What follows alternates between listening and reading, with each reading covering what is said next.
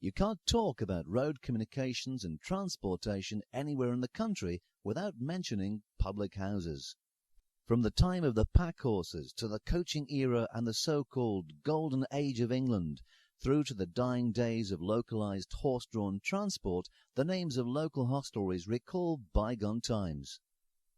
The Wagon and Horses in Newcastle.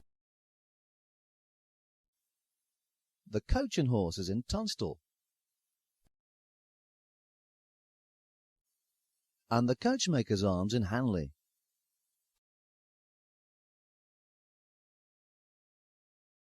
Packhorse Lane in Burslem is now truncated, but is described by the historian Ernest Warrilow as one of the few true packhorse roads in the Potteries.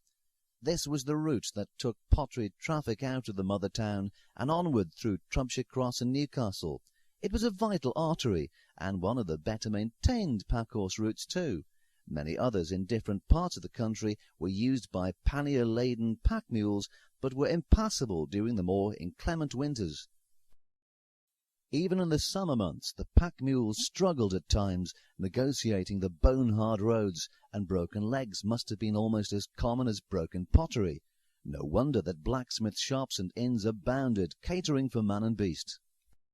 The role of inns was further enhanced as industrial activity in Britain increased and turnpike roads were established. These new, more serviceable main routes were maintained by trusts, which demanded tolls from most road users. They encouraged the growth of the public house. The Noah's Ark in Hartshill was built around 1780, serving travellers on the Newcastle, Uttoxeter and Derby Turnpike Road. Thus emerged the primary function of pubs in the late 18th and early 19th centuries. They were the service stations of their day. After all, coach travel did not always guarantee a comfortable ride. Not everyone travelled inside the coaches, and springs on them didn't come into general use until after 1750, hence the need for frequent stops at roadside inns. The Noah's Ark was a haven for visitors to nearby Newcastle, which was the market centre for the whole area. All roads led to Newcastle, as a glance at Yates's 1775 map of Staffordshire shows. The town's road communications were the envy of their Potteries neighbours, especially after the area's first Turnpike Act of 1714 effectively improved the Darlaston to Tork section of the spinal London to Carlisle route through England. By 1818 there were up to 40 coaches calling in 24 hours at Newcastle, and over the years many inns served those travellers, including the Roebuck, the Woolpack and the Castle Hotel, which was advertising all mod cons in this 1839 advert. However, Newcastle's monopoly on serviceable approach roads was challenged when a network of turnpike roads serving the pottery towns was established from 1763. By 1790, Burslem was served by daily coaches between London and the north, with coaches evidently leaving from the Legs of Man in Market Place, the town's foremost hostelry between 1780 and around 1830. Daily coaches were certainly calling there by 1802. They ran from the Leopard by 1818, as well as the thrice-weekly Birmingham to Liverpool coaches. Our picture shows an archway entrance that led to the Leopard stables. It reminds us of the sequence in Charles Dickens's Pickwick Papers when a tall lady eating sandwiches is travelling on a coach under a low arch. As the carriage passes through, the lady's head is ripped off, as Dickens writes, "Forgot the arch? Crash, knock, children look around, mother's head off, sandwich in hand, no mouth to put it in." In time, both roads and vehicles underwent tangible improvements. Pubs provided sheltered stable yards and were well equipped to accommodate drivers, passengers, and the conveyances they travelled in. Horses, too, required pampering, and in the 1851 census we find that Thomas Hoyes, a servant, is listed as an ostler at the Leopard. Each local town had its coaching inns serving various routes. Hanley had the Swan in Market Place, demolished in the 1840s. Outside it was a horse block which made it easier for equestrians to dismount onto what was often a muddy courtyard outside the pub. Longton had the Eagle and the Crown and Anchor, while Stoke had the Wheatsheaf. People became familiar with the vehicles that rattled into their towns, and the Hark Forward, the Prince Coburg, and the Eclipse may all be regarded now as names from a bygone romantic age, whose glories are perpetuated in framed prints incongruously displayed in many post-1960s estate pubs.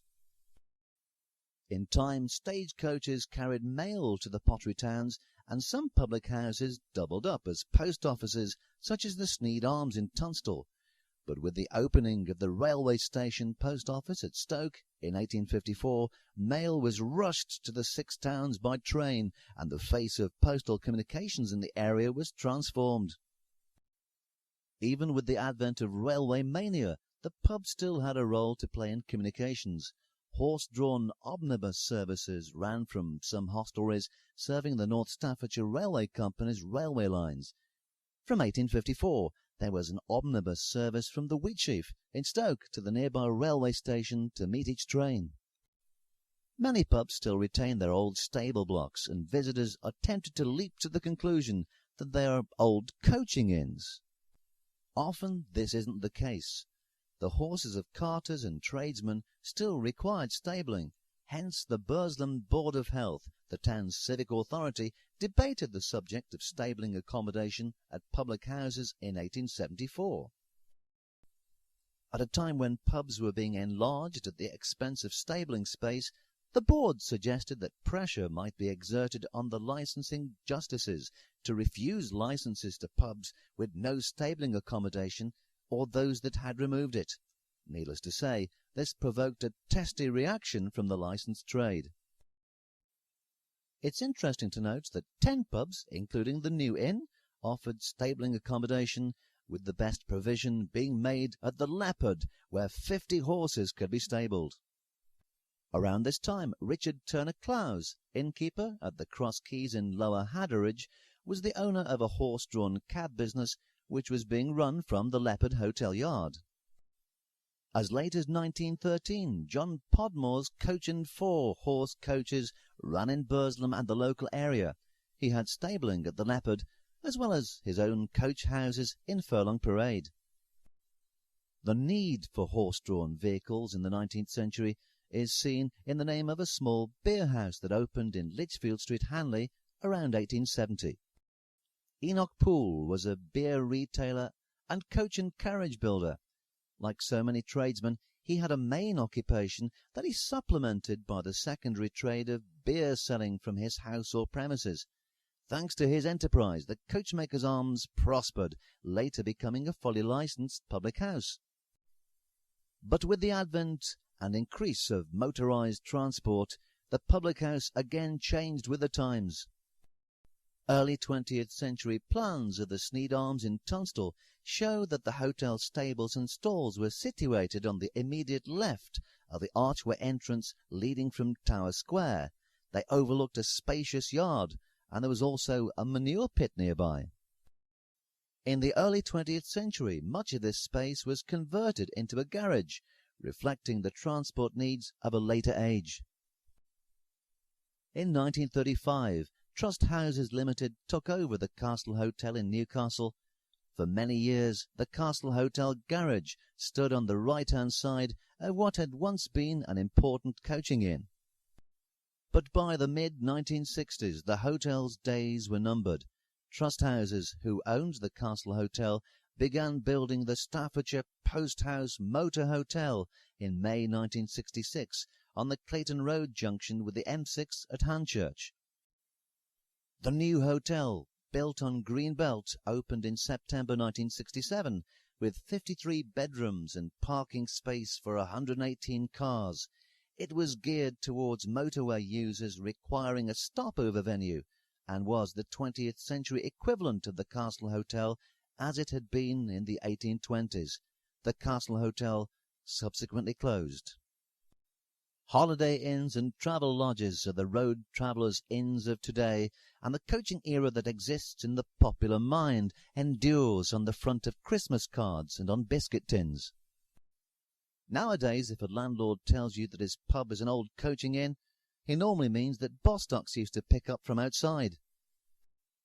but at least we can still sit in genuine former coaching inns such as the Leopard, the Wheatsheaf and the Sneyd Arms, and wax rhapsodic over the halcyon days of the great British pub.